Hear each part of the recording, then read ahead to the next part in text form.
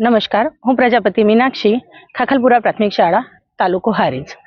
આજનું મારા ઇનોવેશનનું ટાઇટલ છે એજ્યુકેશન વિથ ઇન્ટરેક્ટિવિટીઝ. તો આ ઇનોવેશન કરવા પાછળનું કારણ શું? જ્યારે તાલુકા ફેરથી બદલી થયા પછી 1.5 વર્ષ પહેલાં હું મારી શાળામાં આવી ત્યારે મને એવું જોવા મળ્યું કે પરા વિસ્તારની શાળા છે ને બાળકો અંતરિયાળ વિસ્તારમાંથી 1.5-2 કિલોમીટર ખેતરોમાંથી ચાલીને આવે છે, જ્યાં લાઇટની સુવિધા ઓછી છે. આવા જવામાં એમનો ટાઈમ જાય છે. પરિણામે એ લોકો એક્ઝામ માટે કે એકમ કસોટી માટે ઘરે ગયા પછી તૈયારીઓ કરી શકતા નથી. તો પછી એવો વિચાર આવ્યો કે ચલો એમની સ્થાનિક પરિસ્થિતિ એવી છે તો શાળામાં જ કેમ ન કંઈક કરીએ કે જેથી કરીને આપણને પરિણામમાં થોડોક સુધારો મળે. તો એના માટે મેં કેટલાક કાર્ડ્સ બનાવ્યા છે જે મારી સાથે હું બેસાડીને 4 થી 5માં જ કામ કરાવું છું. તો આવા વિવિધ કાર્ડ બનાવ્યા છે. 6 થી 8 સામાજિક વિજ્ઞાન વિષયના જે તમામ વૈકલ્પિક છે આ બધા કાર્ડ્સની અંદર લીધેલું છે. અલગ અલગ ડિઝાઇનની અંદર છે, આપ જોઈ શકો છો. હવે કાર્ડ્સની વિશેષતા શું છે એ તમને જણાવું. તો એક તો ડિઝાઇન છે એટલે બાળકને એટ્રેક્ટિવ થાય છે. બીજી વસ્તુ છે કે એની પાછળ છે એની આન્સર કી છે. તો બબેના ગ્રુપની અંદર બાળકોને બેસાડવાના છે. આપણે એ આન્સર કી એમની અંદર કામ કરશે અને સાથે સાથે અંદર આન્સર કીટ છે. હવે એ કી છે એ બેકમાં જતી રહેશે અને આ રીતે થશે. તો એક બાજુનો ભાગ છે અલગ અલગ ડિઝાઇનની અંદર લખેલો છે અને એની આન્સર કીઝ છે એ અહીંયા છે. તો એ લોકો એકબીજાને પૂછશે અને આન્સર એકબીજાના ક્લેરિફિકેશન કરશે. જસ્ટ એકબીજા વચ્ચે માર્કિંગની હરીફાઈ, જેના કારણે બાળકો એ તૈયાર કરે છે. એક કીટ પૂરી થાય છે, એ ટર્ન ઓવર થાય છે ગ્રુપની અંદર કે બીજા 2 બાળકો છે એ બીજાને આપે છે, પેલા બાળકોની કીટ બીજા પાસે જાય છે. તો આપણી નજર સામે, આપણી સામે જ અને આપણી સાથે જ બેસીને બાળકો શાળામાં રહીને જ પરીક્ષાલક્ષી તૈયારીઓ કરી શકે છે. એ સિવાય સામાજિક વિજ્ઞાન વિષયની અંદર મને નકશો સમજાવવામાં એમને બહુ તકલીફ પડતી અને સમજાયા પછી એ લોકોને યાદ પણ ઓછું રહેતું હતું. તો આ રીતે મેં સાપસીડી જેવી ગેમ્સ બનાવી છે જેથી કરીને બાળકો રમતા રમતા સરળતાથી શીખી શકે. 2 ડિઝાઇનમાં કરેલી છે. હવે આ ગેમની વિશેષતા શું છે કે જે બાળકો રમવા બેસે છે, જે આપણે નોર્મલી પાસાથી રમીએ છીએ એ રીતે જ રમવાની વસ્તુ છે.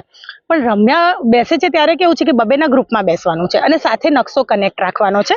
તમે જોઈ શકો છો અહીંયા મારી પાસે પોકેટ નકશો છે ગુજરાતનો. તો નકશો એમની જોડે આ રીતે કનેક્ટ રાખવાનો છે અને સાથે સાથે અહીંયા આગળ એક કાર્ડ બનાવેલું છે. તો આ કાર્ડ તમે કેટલી ફેસિલિટીથી બનાવી શકો છો તમારા પર ડિપેન્ડ છે. જેમ કે મેં અહીંયા આગળ નદીઓ લીધી છે, તમે રાજ્ય લઈ શકો છો, જિલ્લાઓ લઈ શકો છો, જે પણ તમે અંદર ઇન્ક્લુડ કરવા માંગતા હોય. નંબર વાઇઝ એમને સ્થળો લખેલા છે. તો જે નંબર પર એમની કુકરી આવે છે એ નંબર પર જે પણ સ્થળ કે નદી કે રાજ્ય કે જિલ્લો લખેલો છે એમને 1 મિનિટની અંદર આ નકશામાંથી શોધવાનો છે. ઇવન એ લોકો જો 1 મિનિટની અંદર નથી શોધી શકતા તો એમની કુકરી જ્યાં છે ત્યાં જ રહેશે, એ અંક પ્રમાણે આગળ વધશે નહીં.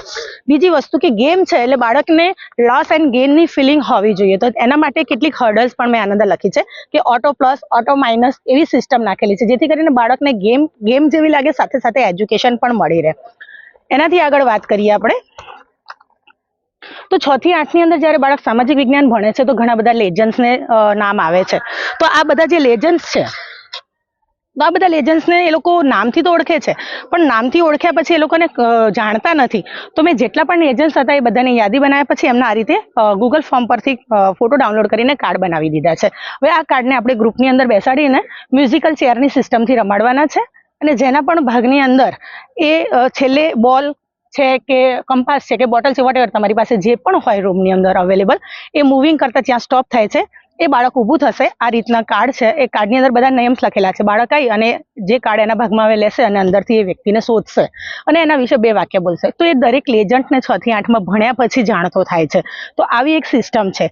એ સિવાય જે પ્રિય બાળકો છે તો એમના માટે પણ મેં આવી રીતના વર્કશીટો બનાવેલી છે કે એ લોકો પણ સાથે સાથે કામ કરી શકે. મેથ્સની પણ છે, સામાજિક સાથે હું હિન્દી લઉં છું તો હિન્દીની પણ વર્કશીટો બનાવેલી છે. બીજી સામાજિક વિજ્ઞાન વિષયની અંદર એવું છે કે પૃથ્વીનું જે પોર્શન્સ છે, કે કહેવાનો મતલબ કે ઉત્તર ધ્રુવ, દક્ષિણ ધ્રુવ, વિષુવવૃત્તો, આપણી જે બધી લાઇન્સ છે, મીન્સ દિનાંતર રેખા છે, ગ્રીનિચ રેખા છે, તો એ બધું એમને જાણવામાં બહુ તકલીફ પડતી હતી. પૃથ્વીના જે ભાગો પડે છે, ઉત્તર ગોળાર્ધ, દક્ષિણ ગોળાર્ધ, તો એના માટે પણ મેં આ રીતના ગ્લોબ્સ બનાવી અને એની સાથે પણ એક ગેમ ક્રિએટ કરેલી છે. તો બાળકો એની સાથે રમે છે અને આ દરેક પોર્શનને એ લોકો આસાનીથી સમજી શકે છે. તો બને તેટલું સામાજિક વિજ્ઞાન વિષયને સરળ બનાવવું અને જોડે બેસીને જ પરીક્ષાલક્ષી તૈયારી કરાવવાનો મારો હેતુ છે. અસ્તુ.